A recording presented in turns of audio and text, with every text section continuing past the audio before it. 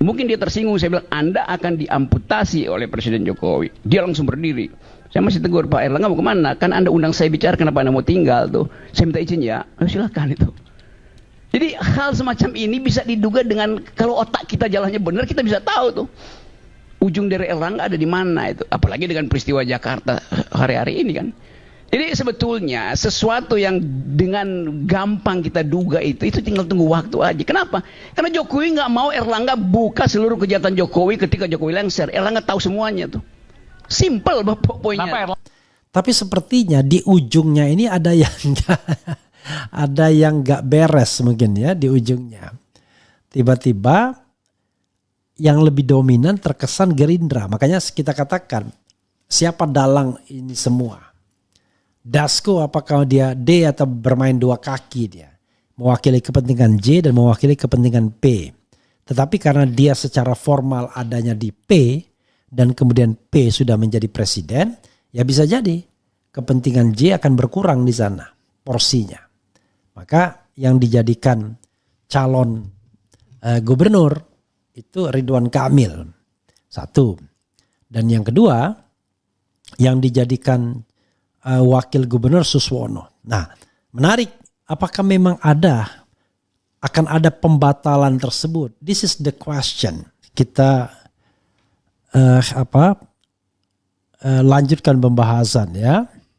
Ada yang seorang teman yang bertanya ya, memberikan pendapat, Anies tak dapat kereta, apa enggak terburu? Ini statement Bang Refli.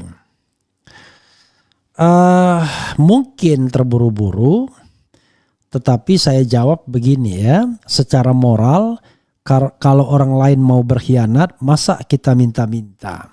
Menurut saya semua partai tak ada nilainya. Anies harus terima kenyataan, buat kekuatan sendiri. Itu pesan moralnya menurut saya. Masa orang sudah mau melepeh kita, kemudian menjadikan kita alat tukar, alat bargaining, kemudian lalu kita menggandulinya.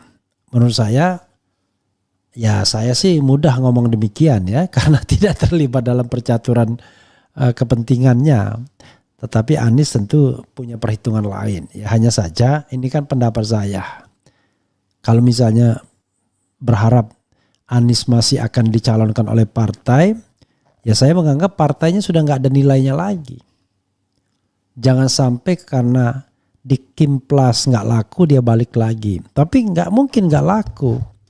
Jadi buat apa lagi kita berharap kepada Surya Paloh, berharap kepada Caimin, berharap kepada PKS. Kalau PKS nggak tunggal, tapi mungkin Salim Segap yang paling berpengaruh ya. Kalau memang Anies cuma dijadikan alat tukar dan ketika ada ancaman mereka pada mengkerat semua, takut semua. Dan jangan lupa Anies bukan siapa-siapa bagi mereka. Kalau mereka tidak mencalonkan Anies, PKB mungkin gak ada masalah. Nasdem gak ada masalah. PKS mungkin sedikit bermasalah. Tapi jangan lupa bro, pemilihan 5 tahun lagi. Jadi makanya saya katakan dari sisi perhitungannya ya Anies tidak mungkin dapat kereta. Kereta mungkin ya PDIP pun enggan juga memberikan kereta kosongnya kepada Anies. Jadi menurut saya ya politik harus penuh dengan nilai dan moral. Jadi kalau orang sudah tidak ingin ya sudah, jangan kita memaksa menurut saya sih ya. Karena itu saya mengatakan nggak akan dapat kereta.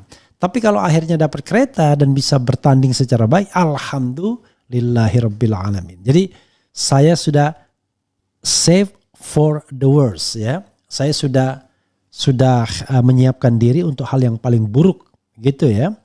Kepada teman saya yang menyampaikan unek-unek dan mungkin juga pendapat yang berbeda, saya kira saya menghargainya ya. Karena saya tidak bicara mengenai keuntungan apapun, yang saya bicarakan adalah value, moralitas dalam berpolitik. Saya selalu begitu. Kalau orang lain tidak mau, tidak suka, ya sudah. Jangan kita kemudian tiba-tiba terus bermanuver dan meyakinkan. Toh mereka semua bukan orang bodoh, ada hitungannya. Nah hanya saja kalau misalnya ada orang yang katakanlah marah, kemudian menyesalkan, itu wajar. Dalam politik boleh dong. Suara kita kan nggak boleh ditukar tambah, ya kan? PKS kan mendapatkan suara kita, ya kan? Begitu. Oke, sobat era sekalian, ini ada yang menarik ya, yang ingin saya sampaikan, yaitu nih ya, radaraktual.com, bukan kader Jokowi caplok Partai Golkar demi lawan Prabowo. Ini dari Radar Aktual ya, tanggal 13 Agustus 2024. Coba saya bacakan, dan saya separuhnya juga setuju ya dengan analisis ini. Oke. Salah satu efek pencaplokan Partai Golkar adalah konstelasi pilkada serentak, khususnya Pilgub, berubah pasca Erlangga Hartarto dipaksa mundur setelah konon kabarnya Erlangga Hartarto disodorkan sprindik.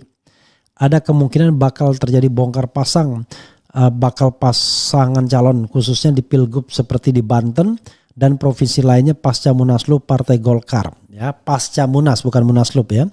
PKS siap-siap kadernya Dimyati Natakusuma tersingkir untuk mengakomodir politisi Partai Golkar Airin Rahmidiani. Intinya menurut sebuah sumber, Jokowi menghendaki bagaimana caranya Anies Baswedan gagal nyagup dan PDIP jadi jomblo di pilkada sehingga tidak bisa mengusung cagup dan cawagup terutama di Banten, Jakarta, Jawa Barat, dan Jawa Timur. Hiruk pikuk PKS pindah ke Kim Plus adalah tidak terlepas dari skenario Jokowi yang tidak menghendaki Anies Baswedan maju di Pilgub Jakarta. Dengan Anies Baswedan tidak maju dalam pandangan Jokowi, jalan Kaisang menuju Gubernur Jakarta makin mudah. Ternyata tidak mudah juga. Tentu setelah Partai Golkar bergejolak pasca mundurnya Erlangga Hartarto dari Ketua Umum Partai Pohon Beringin yang ditebang oleh si tukang kayu. Isu percepatan pendongkelan Erlangga Hartarto dari kursi Ketua Umum DPP Partai Golkar sebelum Munas Desember 2024 dipicu salah satunya setelah Erlangga Hartarto menyebut inisial S untuk pendamping Ridwan Kamil di Jakarta. Inisial kata Erlangga Hartarto bukan Ahmad Saiku, bukan pula Sohibul Iman yang sempat digadang-gadang akan berpasangan dengan Anies Baswedan. Inisial S menurut sumber terpercaya Menteri Pertanian era SBY Suswono. Tampaknya Erlangga Hartarto membangkang atau sudah tidak bisa lagi dikendalikan oleh Jokowi. Makanya Sabtu malam itu malam kelabu bagi Erlangga Hartarto, sebut rumor dipaksa mundur atau harus diangkut di bawah ke Hotel Prodeo. Pasca Munas berdampak pada pencalonan Ridwan Kamil belum final di Jakarta atau malah kembali ke Jawa Barat. Jokowi ingin memuluskan Kaisang menjadi Jakarta 1 lawan calon independen. Meski Ridwan Kamil awalnya didorong oleh Partai Golkar dan Partai Gerindra. Kabarnya Jokowi marah karena Partai Golkar didikte Partai Gerindra, khususnya untuk Jakarta dan Jawa Barat. Sementara di Pilgub Banten, Partai Golkar dikeroyok oleh Partai Gerindra CS. Inilah bibit awal konflik antara Jokowi dan Prabowo. Apalagi Jokowi menangkap isyarat pasca 20 Oktober 2024, Prabowo akan sulit dikendalikan. Prabowo dikabarkan akan menunjukkan karakter aslinya yang tegas dan tidak bisa diintervensi oleh siapapun termasuk oleh Jokowi sekalipun. Atas alasan itu pula tiba-tiba Erlangga Hartarto dimundurkan dan Munas Partai Golkar untuk meneguhkan Jokowi dan Gibran penguasa baru Partai Golkar. Menurut sebuah sumber, Jokowi ingin menempatkan putra bungsunya yang belum berumur 30 tahun, Kaisang, sebagai calon gubernur Jakarta selain untuk tetap mengendalikan pemerintahan Prabowo Gibran. Kaisang sendiri pernah sesumbar siap melawan Anies Baswedan maupun Ridwan Kamil di Jakarta. Dengan diambil alihnya Partai Golkar oleh Jokowi melalui Munaslup, dalam waktu dekat mengeluarkan spekulasi Jokowi mempersiapkan Kaisang lawan calon independen di Jakarta. Oke, menarik. Ditariknya PKS dalam Kim Plus semata-mata untuk menjegal Anies Baswedan dalam rangka memuluskan Kaisang lawan calon independen. Dengan pergantian Ketua Umum DPP Partai Golkar yang diprediksi akan dijabat oleh Jokowi atau Gibran, Kaisang akan dipasangkan dengan kader PKS. Entah PKS mau atau tidak bergabung dalam Kim Plus mengusung Kaisang kader PKS. Ini jebakan Batman bagi PKS bila menerima tawaran kadernya berpasangan dengan Kaisang. PKS bakal dianggap sebagai partai yang menihilkan nilai dan etika. Pencalonan Gibran di Pilpres 2024 sudah dinyatakan oleh Majelis Kehormatan Mahkamah Konstitusi sebagai pelanggaran etik berat. Demikian pula dengan pencalonan Kaisang akan dianggap sebagai pelanggaran aturan karena Mahkamah Agung meloloskan Kaisang hanya 3 hari sejak gugatan persyaratan umur calon kepala daerah diajukan ke Mahkamah Agung. Selain itu, PKS dianggap sebagai pendukung dinasti politik Jokowi yang menabrak aturan dan menjegal calon potensial. Kasus PKS mendukung Bobi Nasution menjadi bukti kemarahan publik terhadap PKS. Selama ini publik menilai PKS konsisten bahkan 10 tahun terakhir sebagai oposisi rezim Jokowi. Detik terakhir Jokowi berkuasa tidak menutup kemungkinan PKS kena PHP. Bergabung atau tidak bergabung PKS dalam Kim Plus, PKS tetap akan dapat menteri di kabinet Prabowo Gibran. Bagaimanapun Prabowo butuh PKS untuk menghadapi Jokowi. Argumentasi ini diperkuat pasca Erlangga Hartarto dilengsarkan dari Ketua Umum Partai Golkar untuk memuluskan Jokowi dan Gibran mengambil alih Partai Golkar. Dengan demikian Gibran punya bargaining dengan Prabowo. Ini awal pertarungan Jokowi dan Prabowo. Penulis yakin Prabowo tidak akan membiarkan Jokowi mengambil alih Partai Golkar dengan mudah. Akankah Jokowi yang bukan kader Partai Golkar berhasil mencaplok Partai Golkar, atau Jokowi bakal menggali kuburannya di Partai Golkar? Wallahu a'lam bishawab. Wallahu a'lam bishawab. Bandung 9 Syafar 1446 13 Agustus 2024. Tarmizi Yusuf, kolumnis. Ya, menarik ini ya, analisis ini ya. Jadi J caplok G buat lawan P ya. Ini pasti menarik. Jadi saudara sekalian, memang ya menjadi teka-teki seperti yang saya katakan tadi ya. Skenario awalnya pastilah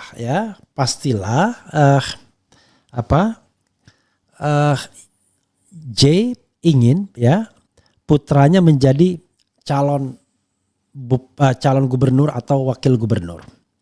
Kalau call tingginya ya calon gubernur. Dan kalau lawan kotak kosong tentu ada keyakinan akan menang. Apalagi nama Dharma Pongrekon tidak terlalu terkenal ya. Jadi jangan lawan kotak kosong, lawan calon independen. Jadi kalau Gibran lawan calon independen di Solo menang. Nah Kaisang lawan calon independen di Jakarta harusnya menang juga. Tapi sepertinya di ujungnya ini ada yang nggak beres mungkin ya di ujungnya. Tiba-tiba yang lebih dominan terkesan Gerindra. Makanya kita katakan siapa dalang ini semua. Dasko apakah dia D atau bermain dua kaki dia. Mewakili kepentingan J dan mewakili kepentingan P. Tetapi karena dia secara formal adanya di P dan kemudian P sudah menjadi presiden, ya bisa jadi kepentingan J akan berkurang di sana porsinya.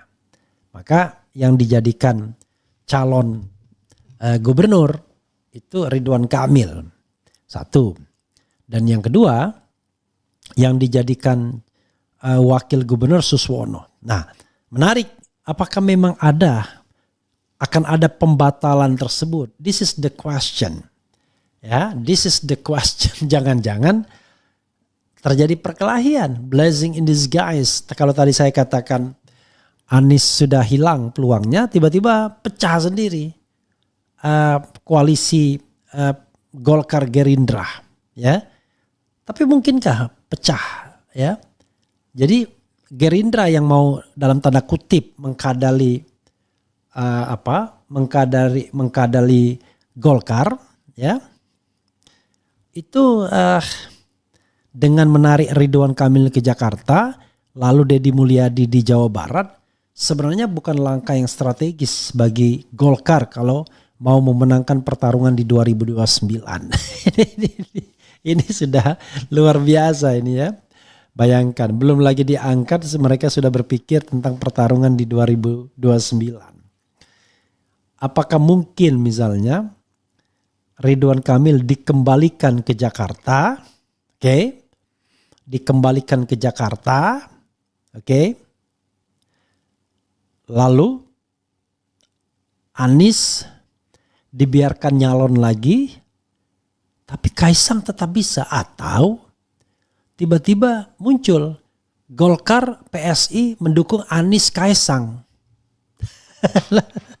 Kan Golkar PSI bisa nyalon tuh. Ya, Golkar PSI bisa nyalon, maka kemudian konstelasi akan berubah. Dan ya kita tidak tahu. Dan ini akan membuat pendukung Anies bingung dia. Tiba-tiba ada jalan Anies Kaisang, gimana? Kalau saya udah jelas, saya akan tinggalkan Anies ya. Tetapi masalahnya ada saja yang mungkin melegitimasi daripada tidak, ya kan?